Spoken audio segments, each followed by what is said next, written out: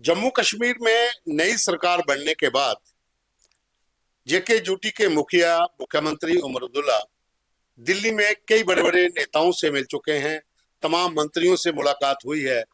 गृह मंत्री से भी 3 बार मिल चुके हैं।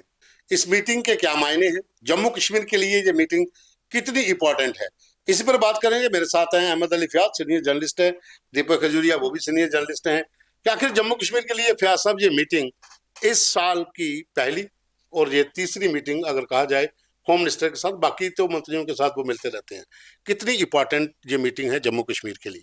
ये इसलिए इम्पोर्टेंट है क्योंकि जम्मू कश्मीर अभी तक एक यूनियन टेरिटरी है और इस यूनियन टेरिटरी के चीफ एग्जीक्यूटिव ऑफिसर होते हैं होम मिनिस्टर ऑफ इंडिया, जो मिस्टर अमित शाह हैं। और इसीलिए उमर अब्दुल्ला चीफ मिनिस्टर का उनसे मिलना बहुत ज़रूरी है। कंट्रोल उनके पास होता है और यहाँ पे जम्मू कश्मीर की सतह पे, यूटी की सतह पे इसके 2 पावर सेंटर्स होते हैं, एलजी और चीफ मिनिस्टर। अब ये दोनों जाते रहते हैं वहाँ पे, इनके साथ मीटिंग्स करते रहते हैं, इनके अपने अपने मुद्दे हैं अलग अलग। चीफ मिनिस्टर का जहाँ तक मुद्दा है उन्होंने क्लियर कर लिया है। इनका सबसे बड़ी डिमांड है नेशनल कॉन्फ्रेंस गवर्नमेंट की। जब से ये 16 अक्टूबर को यहाँ पे आए हैं उन्होंने बताया है कि रेस्टोरेशन ऑफ स्टेटहुड।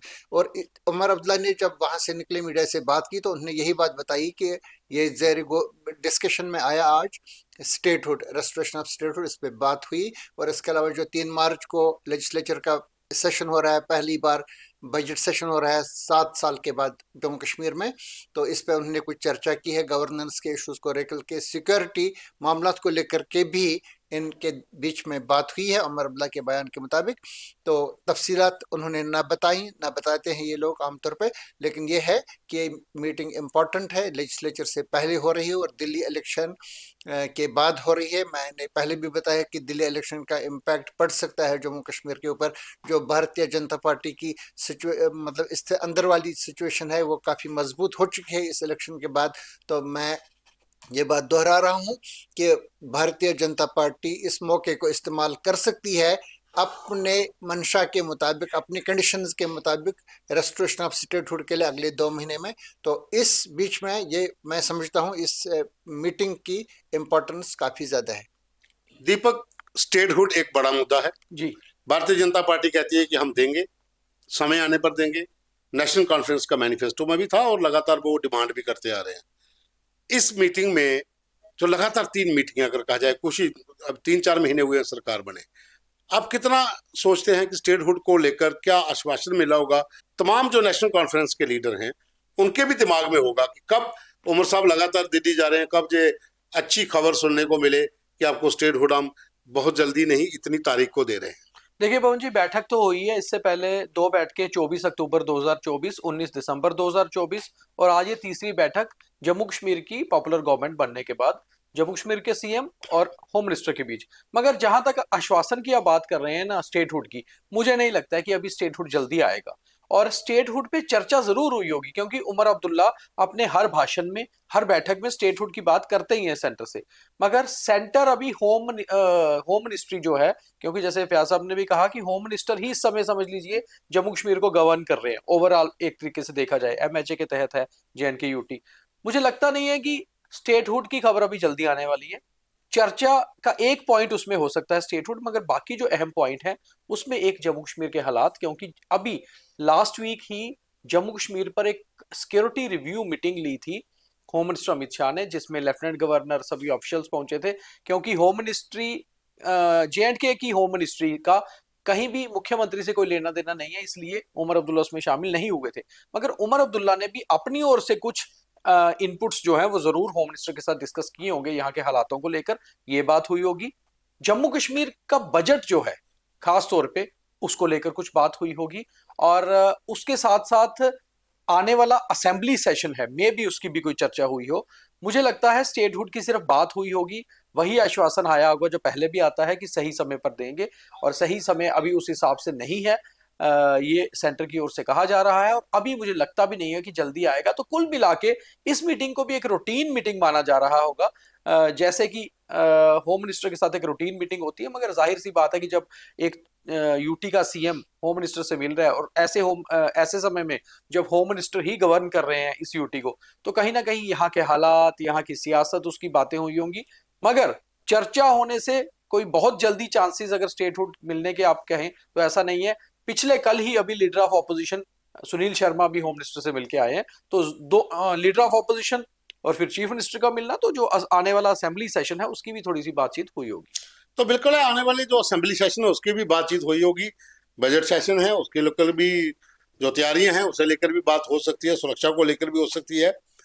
फिर साहब, दिल्ली में आपकी हार और ड्यूरिंग हार के चलते उमर साहब का तंज कि और लड़ो आपस में, और उन्होंने कहा कि इंडिया अलायंस की जब बैठक होगी तब देखा जाएगा, जो उन्होंने आज भी बाहर आकर बोला है।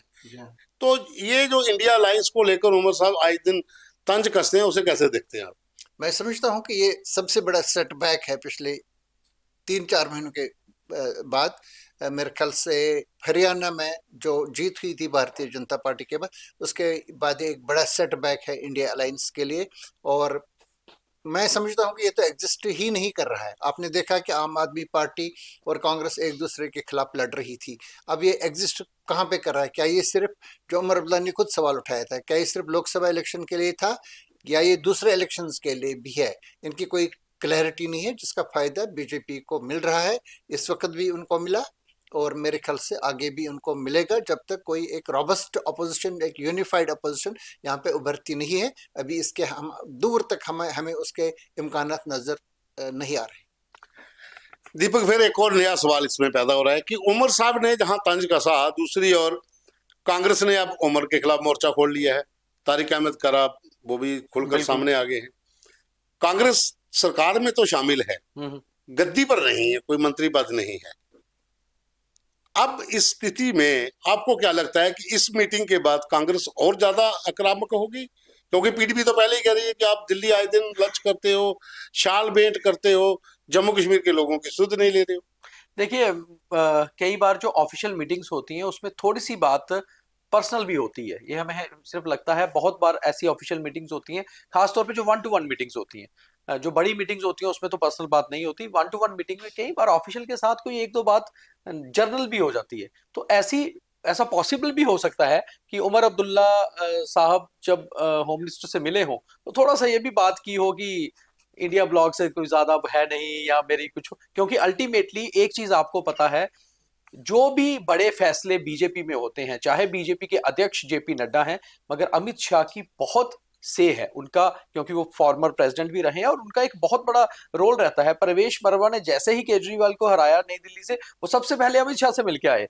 तो कहीं ना कहीं उनका हर चीज में दखल रहता है। तो थोड़ा सा एक नॉर्मल से बात इतनी सी तो हो ही जाती है कि आजकल इंडिया ब्लॉक के साथ रिश्ते कैसे चल रहे हैं, क्या हो रहा है। तो ऐसी बात हो जाना या कई बार ऑपोजिशन का कमेंट करना, तो ऑपोजिशन को, जाहिर सी बात है, ऑपोजिशन जब मैं कहता हूं तो कांग्रेस या पीडीपी, इनको चुभ रहा होगा कि होम मिनिस्टर के साथ चीफ मिनिस्टर उमर अब्दुल्ला की नजदीकियां बढ़ रही हैं, या बीजेपी के साथ आप कहिए, या आखिर दोनों की पार्टियां तो अलग अलग हैं। तो जम्मू कश्मीर में उमर अब्दुल्ला को भी पता है कि जब इस यूटी के सीईओ होम मिनिस्टर हैं तो फिर उनके साथ तो बनाकर रखनी ही है, और उन्होंने पहले भी ये साफ किया है कि जितने अच्छे रिश्ते होंगे उतना बेहतर जो है वो सरकार यहां चलेगी। तो दूसरी बात आपने जैसे कही कि कांग्रेस, तो मुझे ये लगता है कि कांग्रेस के साथ अब रिलेशंस उमर अब्दुल्ला के वैसे नहीं है जैसे 2024 अक्टूबर तक थे, यानी कि शपथ लेने तक।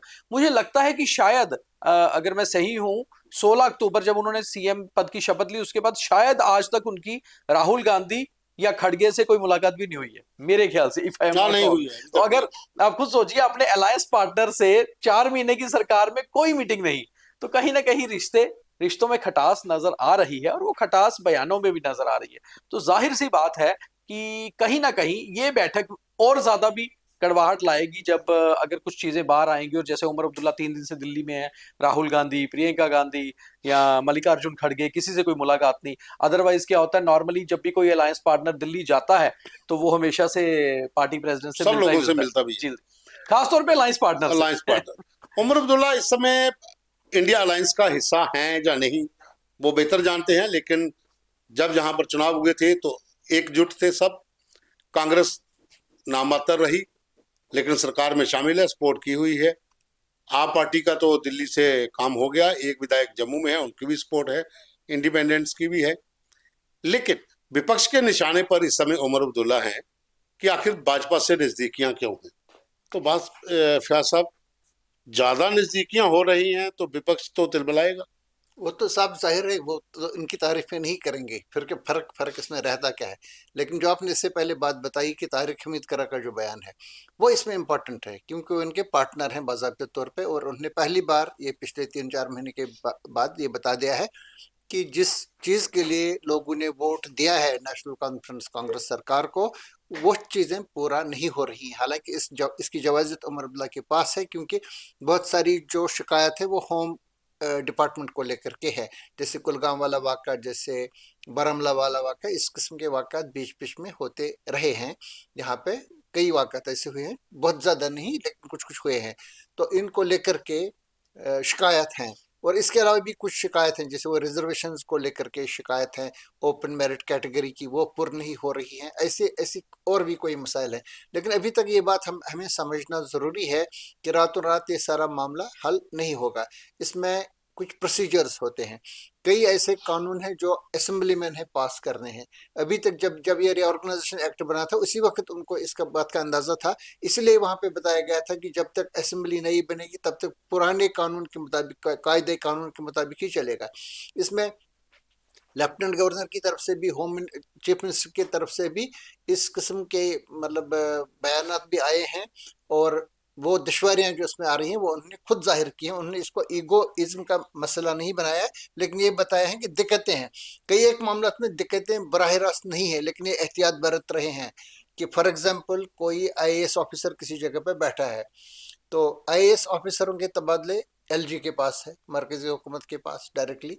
तो दूसरी तरफ से यहाँ पे Jammu and Kashmir administrative service के ऑफिसर हैं, आप किसी JKAS ऑफिसर को लगाना चाहते हैं एज डायरेक्टर किसी जगह पे, तो वो इम्प्लीमेंट ही नहीं हो जाता है, क्योंकि वो कहते हैं वहाँ तो हमारा IAS वाला बैठा है। ये चीज़ें हैं जो इनको यहाँ पे सुलझानी चाहिए थी, लेकिन नहीं हो रही हैं। यहाँ अब 3 बार इनकी मीटिंग्स हुई है होम मिनिस्टर के साथ, लेकिन LG के साथ इनकी मीटिंग्स वहां जाना, जैसे कि आमतौर पर चीफ मिनिस्टर जाते थे गवर्नर के पास, हाँ, उसमें तो हमें लग रहा है कि एक उसमें शगाफ है अभी तक, एक दरअसल between the chief minister's office and the LG's office.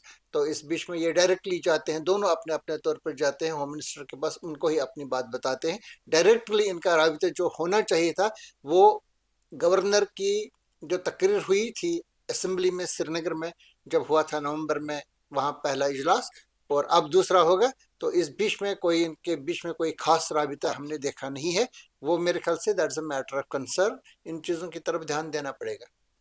तो बिल्कुल उमर साहब डायरेक्ट दिल्ली चले जाते हैं, LG साहब से नहीं मिलते हैं, दोनों के बीच आपस में वो वाला जैसा फयाज साहब कह रहे हैं कि एक गवर्नर और चीफ मिनिस्टर के बीच होता था, वो चीज़ नहीं दिख रही है।